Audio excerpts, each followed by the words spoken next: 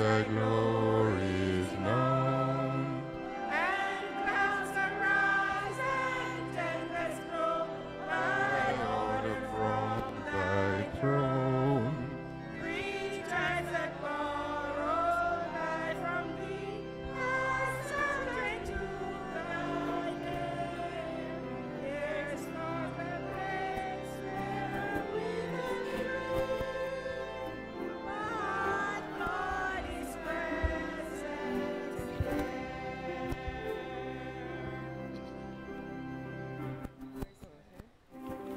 We now sing this prayer chorus, Spirit of the Living God.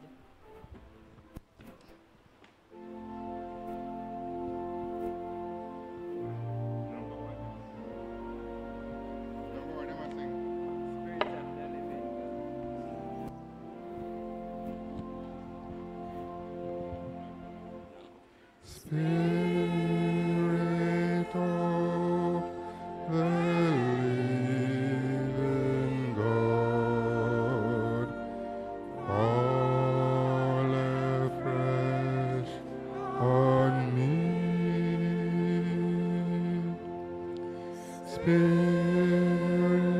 of the living God, fall afresh on me.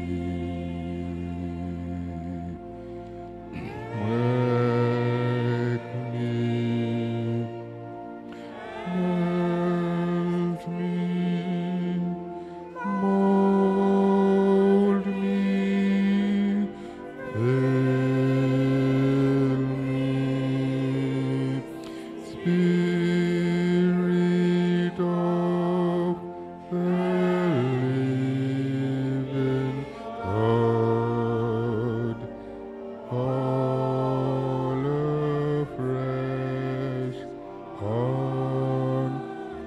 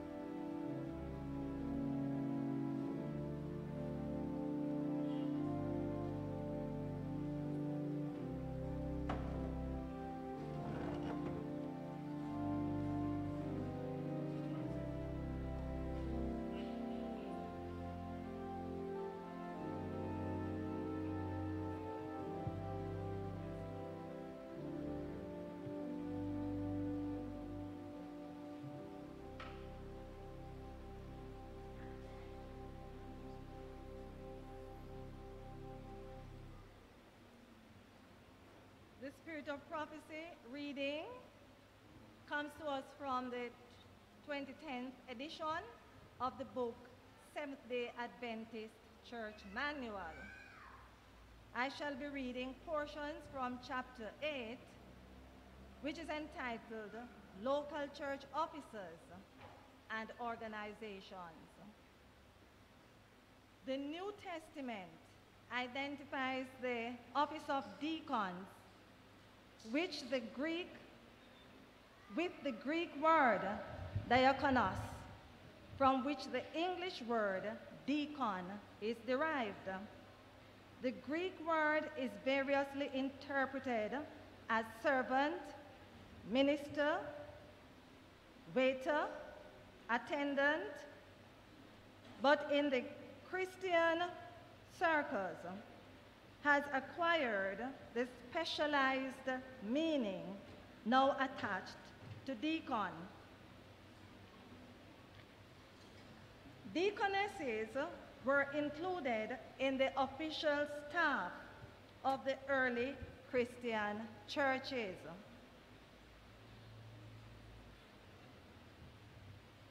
Today, appointment of deacons through election brings a similar blessing in church administration by relieving pastors, elders, and other officers of duties that deacons may perform well. The time and strength of those who, in the providence of God, have been placed in leading positions of responsibility in the church should be spent dealing with the weightier matters demanding special wisdom and largeness of heart. It is not the order of God that such men should be appealed to for the adjustment of minor matters that others are well acquainted or qualified to handle. Within the body, the deaconate body, there should be a board of deacons and deaconesses. Deacons must be ordained. And when I say deacons, it goes for deacons and deaconesses. The sacred rite of ordination should be characterized by simple and profound in the presence of the church. The pastor may give a brief outline of the biblical office of deacons, deaconesses, the qualities required for service, and the principal duties deacons are authorized to perform. After short exhortation to faithfulness in service, the pastor, assisted by an elder, where appropriate, ordains the deacons by praying and laying of hands. If they retain such membership, deacons once ordained do not have to be ordained again if they move their membership to other churches. When the term for which they were elected expires, they must be re-elected if they are to continue to serve as deacons. Elders subsequently elected as deacons need not be ordained as deacons because ordination as elder covers the office. Deacons are not authorized to preside. Deacons are not authorized to preside at any of the ordinances of the church or business meetings and cannot perform the marriage ceremony or officiate at the reception or transfer of members. If a church has no one authorized to perform such duties, it shall contact the conference for assistance. The work of deacons involves a wide range of services for the church, including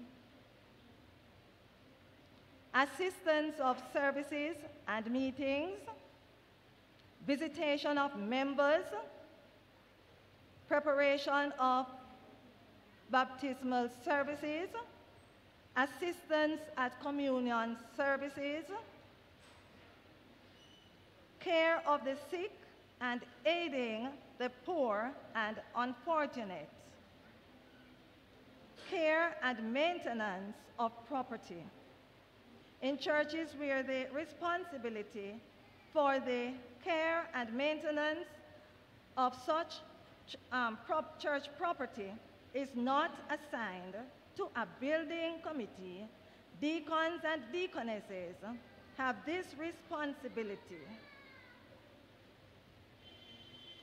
May God bless you, and I trust that you'll remember some of these facts, very important.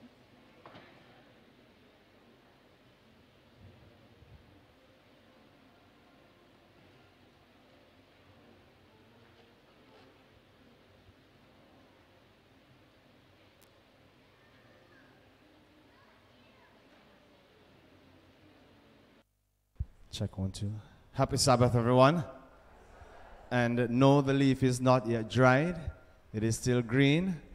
It will not be dried until another couple of days. But we are here to celebrate with you Deaconate Day under the theme Serving in Faith. And we heard what the Spirit of Prophecy had to say. And just want to say thanks to the deaconate body, those who are serving and those who have served before here at the Seventh-day Adventist Church in Maypen. One of the first offices that the church put together or established when the New Testament church came into being. They were asked to serve because there were other things that the ministers, Paul and his fellow ministers, had to do. And since then, we have been having the service of deacons and deaconesses within the Church of God. And I do believe until Christ comes, Elder Wint will have the services of the deaconate body. So today, we salute you, deacons and deaconesses, and we hope that as you continue to serve, that your faith in God will remain strong, that you too, we all rather, will be a part of his kingdom made glorious. We know that we are highlighting the service of Sister Francis and Brother Craig, and we want to just add our thank you to you for having served this church and for your continued service. This morning, we have a little one to ask God's blessings on, and I'm not going to be the first one to call the names.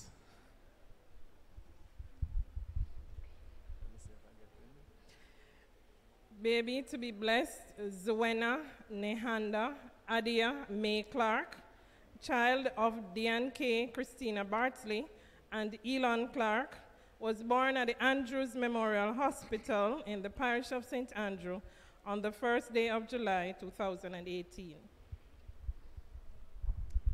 When he cometh to make up his jewels, we invite the parents to join us with Zuena Nianda Adiame, the elders to join us also, and the family members who are here to join us this morning. When he cometh to make up his jewels, all his jewels, precious jewels, like the stars of the morning, his bright crowns adorning. Their beauty, bright gems for his crown. He will gather the gems for his kingdom. All the pure ones, all the bright ones, his loved and his own. Like the stars of the morning, his bright crown shining, their beauty, bright gems for his crown. Little children,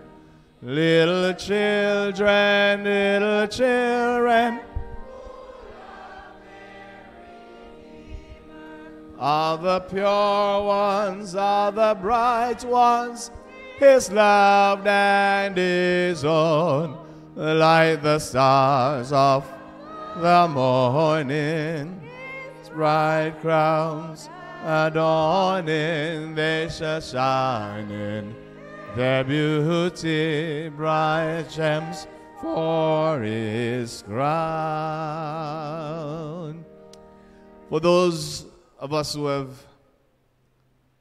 birth children, who have given birth, who are parents, for those of us who have parented many who are not our biological children, we will understand the joy and the excitement that it is when a child enters into a family. There is no greater moment when parents sense that children are a gift from God. Amen. And that is the whole idea of parent dedication. We call it child dedication, but it's actually a parent's dedication to train their son, their daughter, their child in the knowledge of God. You will come to understand that my favorite passage, Elder Howard, for parent-child dedication is taken from Deuteronomy chapter 6, verse 4 through 7, where Moses encourages parents with these words. Hear, O Israel, we believe that we are modern Israel. The Lord our God is one. Love the Lord your God with all your heart, with all your soul, with all your strength. These commandments that I give you today are to be upon your hearts. Impress them on your children. Talk about them when you sit at home and when you walk along the road, when you lie down and when you get up. It was David in Psalm 127 verse 3 that said, sons are a heritage from the Lord. Children are a reward from him.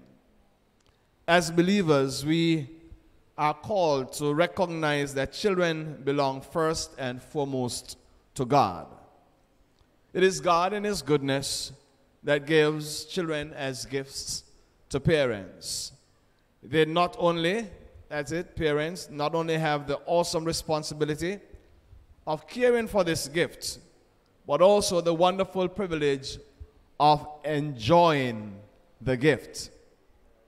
Because children belong to God and are given by grace as gifts to parents, it is only proper and appropriate that children be dedicated to God. The story is recorded of Hannah in 1 Samuel, who presented her child, a son, to God. The story is recorded in Luke chapter 2, where Mary and Joseph, even though they recognized that Jesus was God, brought him to the temple in order to present him before the Lord. And the high priest proclaimed what is known as the Nunc Dimittis, saying, Lord, let now thy servant departeth in peace. He was pleased that God was with man. Not only that, he is also pleased that God's parents had brought him to give to God. This morning,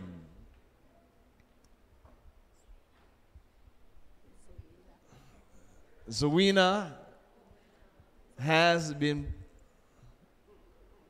Adiame. I'm still not wrong. She gave me a wonderful smile on Sabbath evening. I didn't call her by name, but this morning, Adiame, Zawina, Neanda, Adiame, Clark have been brought by mom and family members to give her back to the Lord. Her name means good, strong, and powerful gift from God. I believe that she'll grow to become a force to be reckoned with within God's church. But you know, as you give her back to the Lord this morning, I ask that you give yourself to the Lord. I ask that you recognize that you are the vessel that God will use so that Adiyame will rise